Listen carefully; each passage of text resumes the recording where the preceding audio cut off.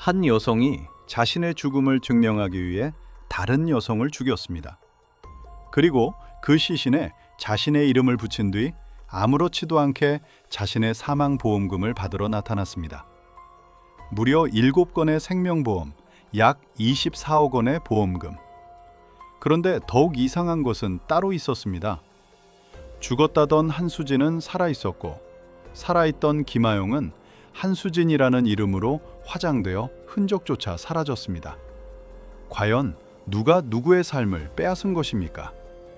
지금부터 공식 경찰 조사 기록을 바탕으로 이 사건의 숨겨진 진실을 깊이 있게 파헤쳐 보겠습니다. 새벽에 응급실로 한 여성이 다급하게 뛰어들어왔습니다. 그녀는 차 안에 쓰러져 있던 한 여성을 데리고 왔다고 말했습니다. 그리고 의료진에게 다급하게 호소했습니다. 살려주세요. 우리 언니 좀 살려주세요. 하지만 의료진이 확인했을 때 차 안의 여성은 이미 숨져 있었습니다. 현장에서 확인된 신원은 한수진이었습니다. 사망 원인은 당시 급성 심근경색증으로 추정되었습니다. 특별한 외상이 확인되지 않았고 사건은 그렇게 자연스러운 사망처럼 정리되는 듯 했습니다. 그런데 이 죽음에는 이상한 점이 하나둘씩 드러나기 시작했습니다. 한수진의 시신은 가족이 있는 상황에서도 일반적인 장례 절차를 거치지 않고 빠르게 화장되었습니다. 그리고 화장이 끝난 뒤 한수진의 사망보험금을 청구하기 위해 한 여성이 보험회사를 찾아왔습니다. 그녀는 자신을 한수진의 언니라고 소개했습니다. 보험회사 직원들이 확인한 한수진의 보험 가입 기록에는 무려 7건의 생명보험이 남아 있었습니다. 유가족에게 지급될 보험금은 약 24억 원에 달했습니다. 더욱 이상한 것은 그중 한 건이 사망 불과 이틀 전에 가입된 보험이었다는 사실입니다. 보험 심사 과정에서 또 다른 의문이 생겼습니다. 보험 가입 당시 남겨진 음성과 사망 이후 보험금을 청구하러 온 여성의 목소리가 지나치게 비슷했던 것입니다. 서명 역시 쉽게 지나치기 어려운 유사성을 보였습니다. 그리고 보험 청구서를 작성한 뒤 그 여성이 자신이 사용한 펜을 깨끗하게 닦아버린 행동까지 포착되었습니다. 단순한 보험금 청구라면 굳이 설명하기 어려운 행동이었습니다. 검찰이 그녀에게 신원을 확인하려 하자 상황은 더욱 이상하게 흘러갔습니다. 자신은 한수진의 언니라고 주장하던 여성이 강하게 반발하기 시작한 것입니다. 결국 경찰은 그녀를 긴급 체포했습니다. 그리고 신원 확인을 거치면서 수사팀이 마주한 사건의 실체는 처음부터 완전히 달랐다는 사실이 드러나기 시작했습니다. 한수진은 정말 죽은 것입니까? 그렇다면 한수진의 사망 보험금을 받으러 온 이 여성은 대체 누구였던 것입니까? 한 사람의 죽음 뒤에 왜 또 다른 한 사람이 죽은 사람의 이름으로 나타난 것입니까? 이 사건에서 우리가 처음부터 믿었던 죽음 자체가 거짓이었다면 그 응급실에 실려온 여성은 과연 누구였던 것입니까? 사건이 발생하기 전까지 한수진의 주변 사람들에게 그녀는 특별히 위험한 사람으로 보이지 않았습니다. 말솜씨가 좋았고 사람을 대하는 데에도 능숙했습니다. 가족 안에서는 백혈병을 앓고 있는 딸을 키우는 어머니였고 나이든 어머니까지 돌보고 있었습니다. 겉으로만 보면 평범하게 자신의 삶을 꾸려가는 한 여성처럼 보였습니다. 하지만 한수진의 생활에는 겉으로 드러나지 않는 또 다른 모습이 있었습니다. 당시 그녀는 상당한 빚을 안고 있었고 안정적인 수입도 없었습니다. 그럼에도 고급 자동차를 이용했고 아파트에서 생활했으며 어린 남자친구에게 값비싼 선물을 하고 고급 레스토랑에서 식사를 했습니다.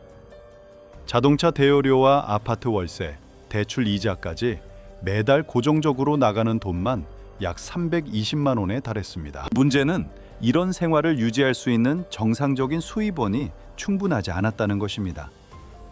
한수진은 이미 보험과 관련된 문제를 일으킨 전력이 있었습니다. 딸이 백혈병 치료를 받고 있다는 내용의 입원 확인서를 위조해 보험금을 청구했고 같은 방식으로 보험금을 수십 차례 받아낸 사실도 드러났습니다. 당시 그녀가 보험금으로 받은 돈은 약 1억 3천만 원에 이르는 것으로 확인되었습니다. 그러나 이러한 행위조차 한수진에게는 멈춰야 할 선이 아니었던 것으로 보입니다. 작은 거짓말에서 시작된 행동은 점차 더 큰 거짓말로 이어졌고 결국 다른 사람의 신분까지 자신의 목적을 위해 이용하는 단계로 향하게 됩니다.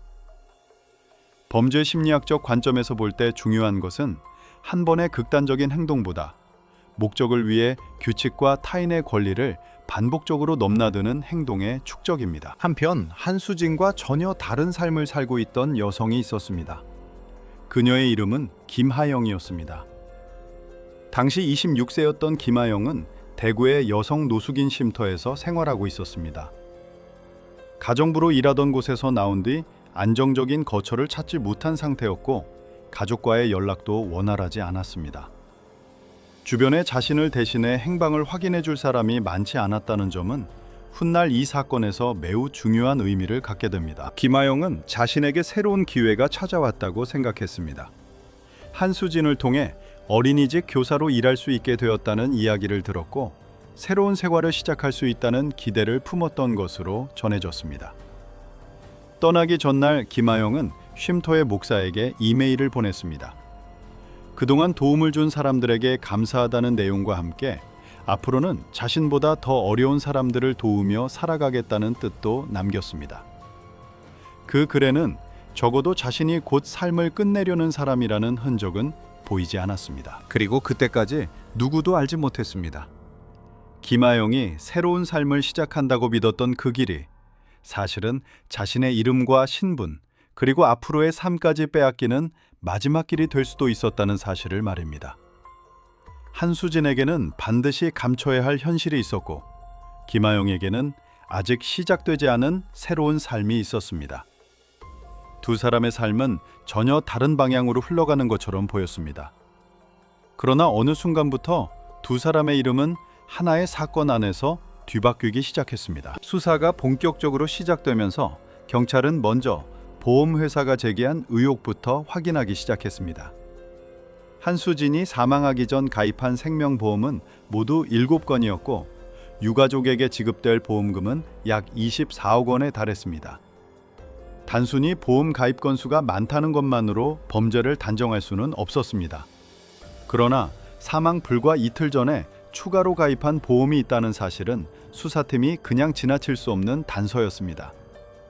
여기에 보험 가입 당시의 음성과 사망 이후 보험금을 청구한 여성의 목소리가 매우 유사하다는 보험회사 측의 진술까지 더해지면서 경찰은 처음부터 다시 사건을 들여다보기 시작했습니다. 보험금을 청구하러 온 여성은 자신이 한수진의 언니라고 주장했습니다.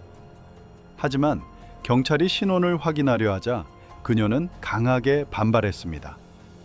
1시간 넘게 이어진 실랑이 끝에 결국 그녀는 긴급 체포되었습니다. 그리고 신원 확인을 통해 수사팀이 발견한 사실은 사건의 방향을 완전히 뒤집었습니다. 보험금을 받으러 온 여성은 한수진의 언니가 아니었습니다. 바로 한수진 본인이었습니다. 그렇다면 응급실로 실려와 한수진이라는 이름으로 사망한 여성은 누구였던 것입니까? 경찰은 한수진의 차량과 주변 행적을 다시 추적했습니다. 차량에서 발견된 신분증 한 장이 결정적인 단서가 되었습니다. 신분증에 적힌 이름은 김하영이었습니다. 당시 26세였던 김하영은 한수진보다 14살이나 어린 여성이었습니다. 수사팀은 이제 단순한 보험 사기가 아니라 한 사람이 다른 사람의 신분을 빼앗고 자신의 죽음을 위장했을 가능성을 조사해야 했습니다. 응급실에서 한수진이 사망자의 신원을 자신의 이름으로 등록하도록 한 과정 역시 다시 검토되었습니다. 문제는 그 다음부터였습니다. 수사팀은 한수진의 신분을 대신해 죽은 사람이 김하영이라는 사실에 접근했지만 정작 김하영에게 무슨 일이 있었는지를 직접 확인할 방법이 없었습니다. 응급실에서 사망 판정을 받은 뒤 시신은 이미 화장되었기 때문입니다. 일반적인 살인 사건이라면 부검을 통해 사망 원인과 사망 방식, 외상이나 약물의 흔적을 확인할 수 있습니다. 그러나 이 사건에서는 가장 중요한 물적 증거가 이미 사라져버린 상태였습니다. 시신이 없다는 사실은 수사의 모든 방향에 거대한 제약으로 작용했습니다. 더욱이 당시 사망 진단 과정에서도 문제가 발견되었습니다. 시신을 충분히 검안하지 않은 상태에서 급성 심근경색증으로 추정되는 사망 원인이 기록되었고 사체 검안서 발급 과정에도 문제가 있었던 것으로 조사되었습니다. 이 때문에 경찰은 자연사로 보였던 죽음 자체가 처음부터 잘못 기록되었을 가능성까지 살펴봐야 했습니다. 하지만 이미 화장이 끝난 뒤였습니다. 다시 확인할 시신도, 다시 채취할 혈액도, 다시 검사할 장기도 존재하지 않았습니다. 한수진은 김하영이 스스로 목숨을 끊었다고 주장했습니다. 새벽 공원 벤치에서 김하영과 함께 술을 마시며 이야기를 나누던 중 김하영이 비관적인 말을 했고 잠시 자리를 비운 사이 김하영이 숨졌다는 것이었습니다. 그리고 한수진은 그 순간 자신이 죽은 사람의 이름으로 살아갈 수 있겠다는 생각을 했다고 주장했습니다. 그러나 수사팀은 이 설명을 그대로 받아들이기 어려웠습니다. 한수진은 응급실에 도착한 순간부터 사망한 여성을 자신보다 나이가 어린 김하영이 아니라 자신의 언니라고 설명했습니다. 실제 나이 관계만 놓고 보더라도 자연스럽게 설명하기 어려운 표현이었습니다. 결국 수사의 핵심은 하나로 좁혀졌습니다. 김하영은 정말 스스로 목숨을 끊은 것인가? 아니면 한수진이 의도적으로 그녀의 죽음을 만들어낸 것인가? 시신이 존재하지 않는 상황에서 이 질문에 답하기 위해서는 한수진의 진술 자체보다 그녀가 사건 전후에 남긴 행동의 흔적을 찾아야 했습니다. 보험 가입 기록과 신분 도용, 사망 신고 과정에서의 행동은 이미 하나의 방향을 가리키고 있었습니다. 그러나 그것만으로 살인을 증명하기에는 아직 결정적인 한 조각이 부족했습니다. 이 지점에서 수사팀은 가장 불리한 조건과 마주하게 됩니다. 피해자는 존재하지만 시신은 없었습니다. 범행을 의심하게 만드는 정황은 쌓여가고 있었지만 살인의 직접적인 증거는 남아있지 않았습니다. 그리고 한수진은 끝까지 김하영을 죽였다는 사실을 인정하지 않았습니다.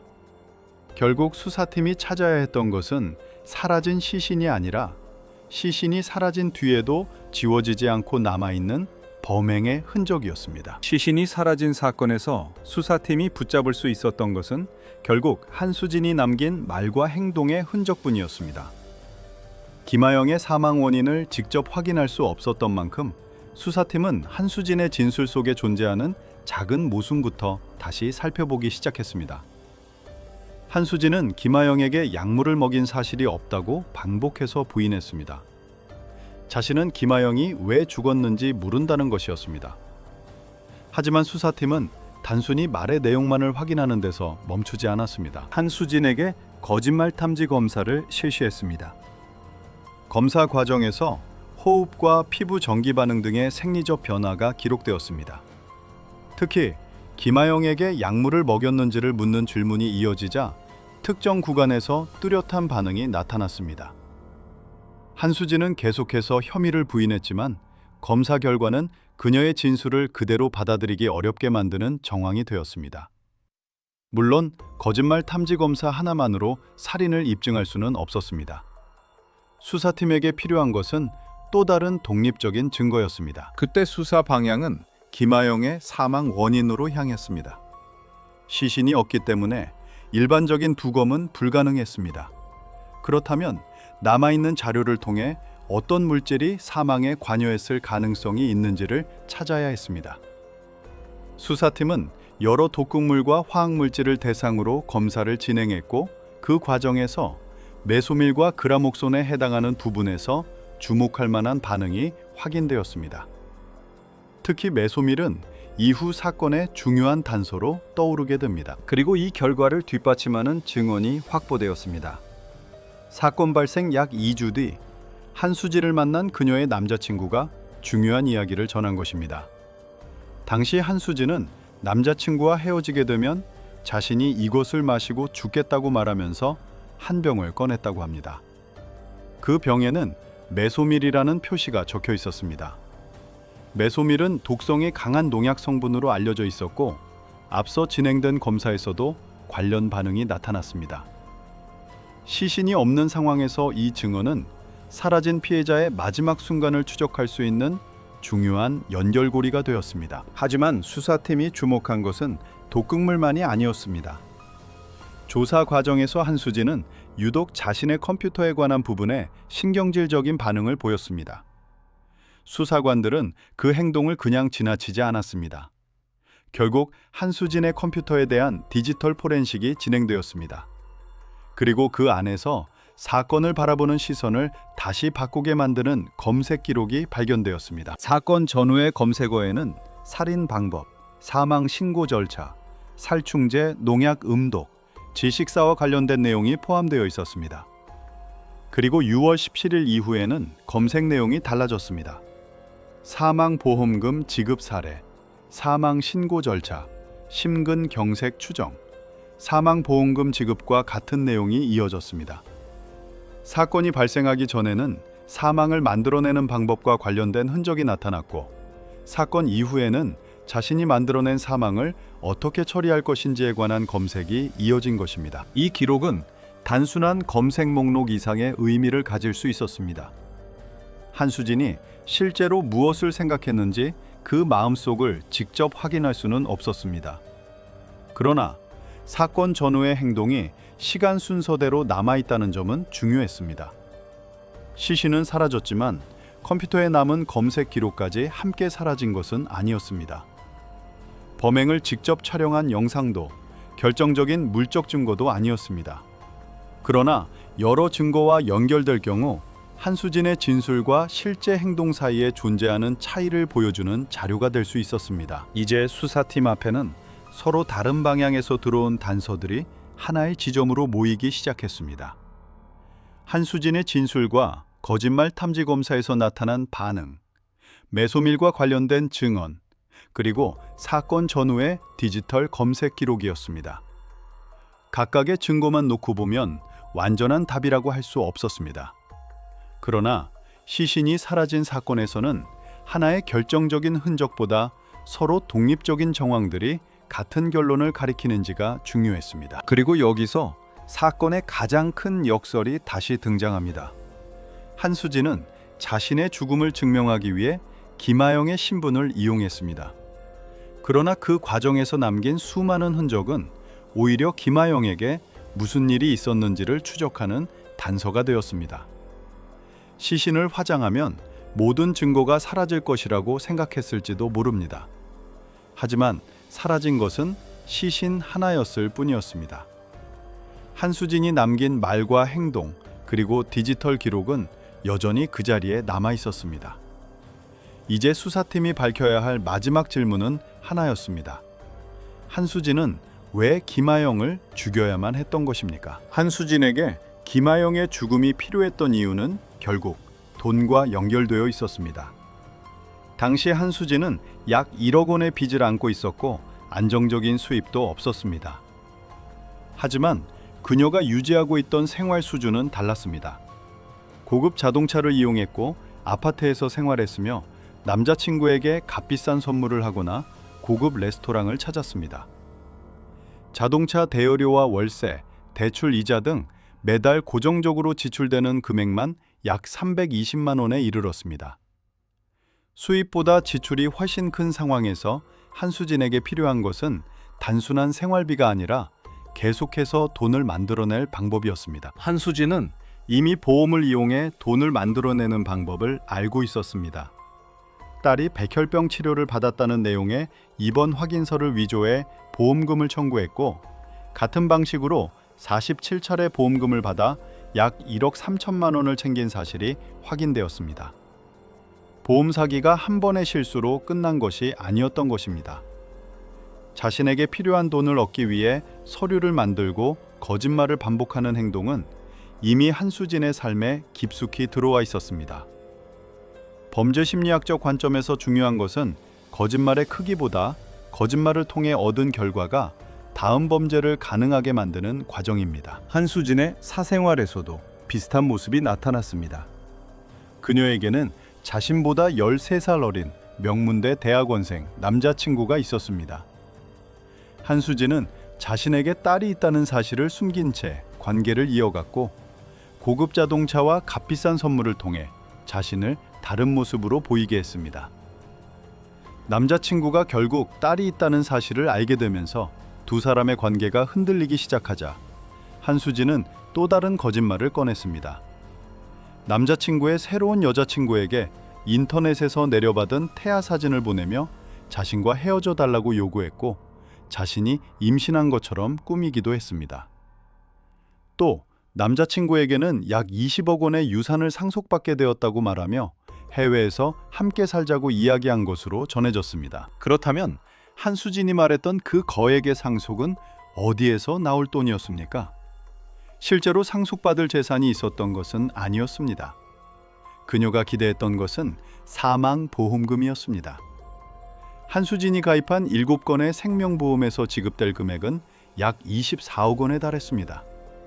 특히 사망 이틀 전에 가입한 보험까지 있었다는 사실은 그녀가 주장한 우발적인 범행이라는 설명과 쉽게 맞지 않았습니다. 한수진은 수사 과정에서도 김하영을 죽였다는 사실을 인정하지 않았습니다.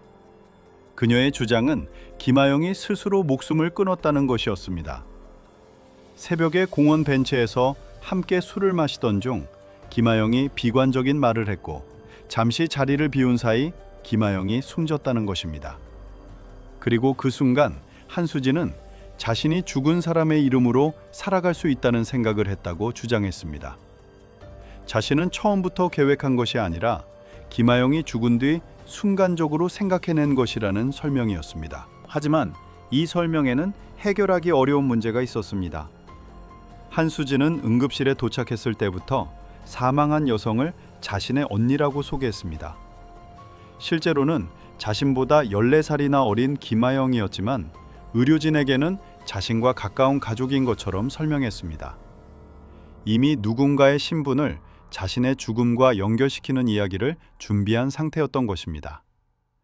여기에 사망 전 집중적으로 가입한 생명보험과 사망 이후 보험금을 청구하기 위한 행동까지 더해지면서 한수진의 말은 단순한 우연으로 설명하기 어려운 부분이 늘어났습니다. 한수진에게 김하영은 자신의 삶을 대신 살아줄 사람이 아니었습니다.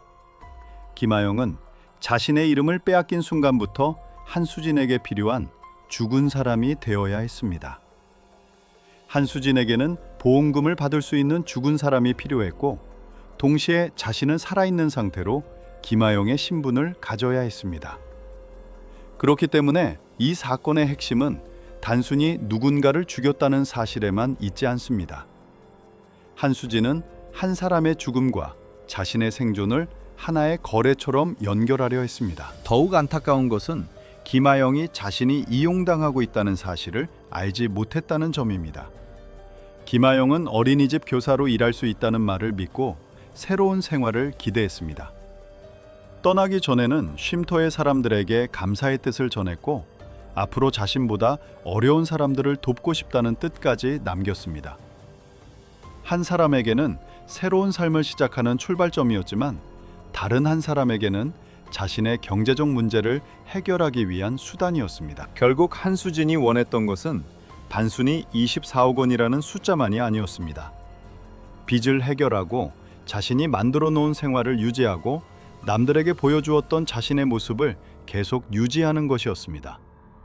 그 목적을 위해서는 한수진이라는 이름이 죽어야 했고 김하영이라는 이름이 살아 있어야 했습니다. 그러나 현실에서는 그 반대가 일어났습니다. 한수진은 살아남았고 김하영은 자신의 이름조차 남기지 못한 채 사라졌습니다. 한 사람의 욕망이 다른 사람의 삶을 완전히 지워버릴 수 있다고 믿었던 순간 이 사건은 단순한 보험 사기를 넘어섰습니다. 돈을 얻기 위해 사람의 죽음을 이용하고 자신의 범죄를 감추기 위해 그 사람의 신분까지 빼앗는 것. 한수진이 선택한 방법은 바로 그것이었습니다. 그리고 마지막으로 남은 것은 한 가지 질문이었습니다. 시신이 사라진 이 살인 사건을 법원은 과연 어디까지 범죄로 인정할 수 있었는가? 이 사건에서 가장 어려웠던 것은 범인을 특정하는 일이 아니었습니다. 이미 한수진이라는 인물은 수사선상에 올라와 있었습니다. 진짜 어려운 문제는 시신이 사라진 살인 사건에서 살인의 사실을 법적으로 어떻게 증명할 것인가 하였습니다. 시신이 화장되어 존재하지 않았고 김하영의 사망 당시 행적 역시 모두 밝혀진 것은 아니었습니다. 결국 1심에서는 한수진에게 무기징역이 선고되었지만 항소심에서는 살인죄에 대해 무죄가 선고되었습니다.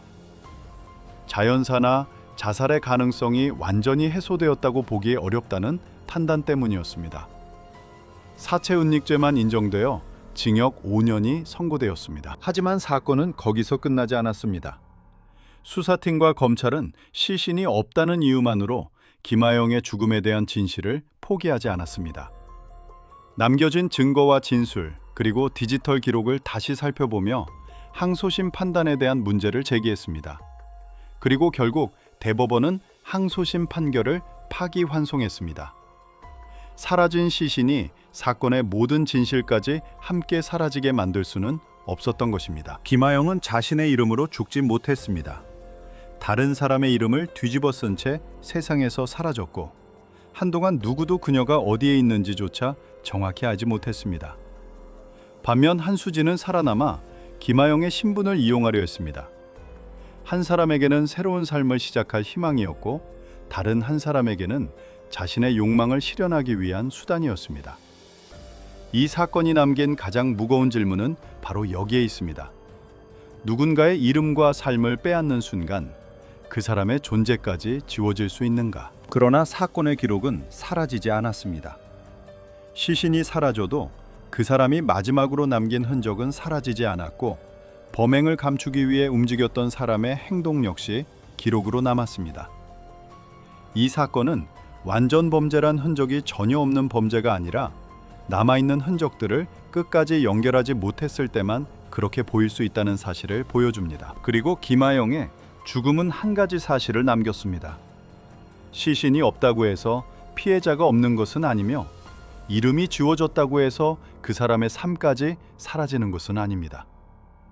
한 사람이 자신의 죽음을 위장하기 위해 다른 사람을 희생시켰던 사건에서 끝까지 남은 것은 결국 진실을 추적하려는 기록과 증거였습니다. 이것이 바로 부산 시신 없는 살인 사건이 우리에게 남긴 가장 무거운 기록입니다.